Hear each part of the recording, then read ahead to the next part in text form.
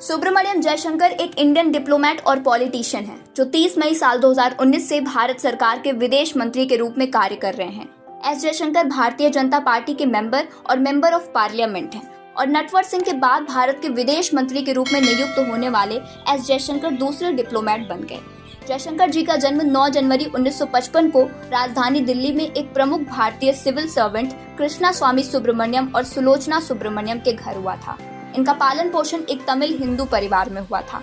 उनके 2 भाई हैं, हिस्टोरियन संजय सुब्रमण्यम और IAS officer S Vijay Kumar.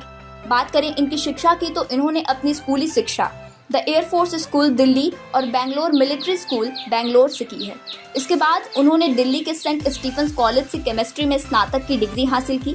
साथ ही उन्होंने पॉलिटिकल साइंस में एमए और एमफिल किया है और जवाहरलाल नेहरू यूनिवर्सिटी से इंटरनेशनल रिलेशन में पीएचडी की, जहां उन्होंने न्यूक्लियर डिप्लोमेसी में एक्सपर्टनेस हासिल की है। अब बात करते हैं कि एस जयशंकर जी का डिप्लोमेटिक करियर कहां से शुरू होता है। 1977 में इंडियन फॉरेन सर्विस में शामिल होने के बाद जयशंकर जी ने 1979 से 1981 तक मॉस्को में सोवियत यूनियन के भारतीय मिशन में तीसरे सेक्रेटरी और दूसरे सेक्रेटरी के रूप में काम किया, जहां इन्होंने रशियन लैंग्वेज की स्टडी की। 1985 से 1988 तक वो वॉशिंगटन डीसी में इंडियन एम्बेसी में पहले सेक्रेटरी थे। 1988 से 1990 तक उन्होंने श्रीलंका में भारतीय शांति सेना, जिसे इंडियन पीस कीपिंग फोर्स भी कहा जाता है, इसके फर्स्ट सेक्रेटरी और पॉलिटिकल एडवाइजर के रूप में काम किया। 1990 से 1993 तक वो बुडापेस्ट में भारतीय मिशन में काउंसलर थे। नई दिल्ली लौटने के बाद उन्होंने फॉरेन मिनिस्ट्री में डायरेक्टर और भारत के राष्ट्रपति शंकर दयाल शर्मा के प्रेस सेक्रेटरी और स्पीच राइटर के तौर पर काम किया। इसके बाद 1996 से 2000 तक टोक्यो में इंडियन एम्बेसी में मिशन के डिप्टी चीफ थे। ऐसा कहा जाता है कि जयशंकर ने जापान के प्राइम मिनिस्टर शिंजो आबे को अपने Indian counter part Manmohan Singh से मिलवाने में मदद की थी। साल 2000 में एस जयशंकर को चेक रिपब्लिक में भारत का एम्बेसडर नॉमिनेट किया गया था।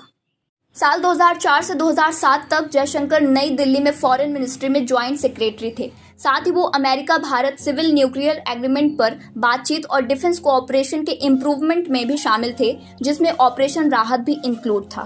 साल 2005 के न्यू डिफेंस स्ट्रक्चर और ओपन स्काई एग्रीमेंट के एंडिंग में भी ये शामिल थे और यूएस भारत ऊर्जा वार्ता से भी जुड़े थे। 2006-07 में जयशंकर ने यूएसए के साथ 123 एग्रीमेंट पर बातचीत के दौरान भारतीय टीम को लीड किया था। उन्होंने जून 2017 में Carnegie endowment international non proliferation conference में भारत सरकार का प्रतिनिधित्व किया था। High commissioner in Singapore. साल 2007 से 2009 तक जयशंकर जी ने सिंगापुर में भारत के हाई कमिश्नर के रूप में काम किया। इन्होंने सिंगापुर में प्रवासी भारतीय और आईआईएमपी एक्ट का प्रचार किया। Ambassador in China.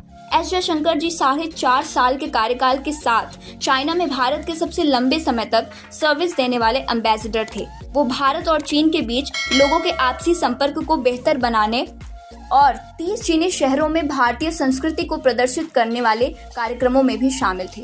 Ambassador in USA. Jaishankar को सितंबर 2013 में यूएसए में भारत के राजदूत के रूप में नियुक्त किया गया। 23 सितंबर 2013 को उन्होंने निरुपमा राव के बाद इस पद का कार्यभार संभाला। 10 मार्च 2014 को जयशंकर ने फॉर्मली ओवल ऑफिस में अमेरिकन प्रेसिडेंट बराक ओबामा को अपना इंट्रोडक्टरी लेटर प्रेजेंट किया था। सितंबर 2014 में जयशंकर जी ने Indian prime minister Narendra Modi की यूएसए की पहली यात्रा की योजना बनाने से लेकर होस्टिंग तक के प्रोग्राम में शामिल थे। एस जयशंकर को 29 जनवरी 2015 को भारत के फॉरेन सेक्रेटरी के रूप में नॉमिनेट किया गया था।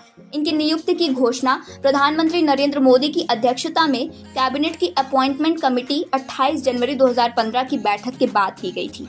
31 मई 2019 को उन्हें विदेश मंत्री बनाया गया। जयशंकर ने 30 मई 2019 को कैबिनेट मंत्री के रूप में शपथ ली थी। 5 जुलाई 2019 को उन्हें गुजरात स्टेट से भारतीय जनता पार्टी से राज्यसभा के लिए संसद सदस्य के रूप में चुना गया। उन्होंने डिपार्टेड सुषमा स्वराज का स्थान लिया, जो अपने पहले टेन्योर में माननीय प्रधानमंत्री नरेंद्र मोदी जी की सरकार में विदेश मंत्री थी। इनके व्यक्तिगत जीवन की बात करें तो इनकी पहली पत्नी शोभा थी। कैंसर से पीड़ित होने के कारण इनकी मृत्यु हो गई। दोनों की मुलाकात जेएनयू में पढ़ाई के दौरान हुई थी। अपनी पहली पत्नी शोभा की मृत्यु के बाद उन्होंने क्योको से शादी की, जो जापानी मूल की हैं, और उनके 2 बेटे ध्रुव और अर्जुन और एक बेटी मेधा है।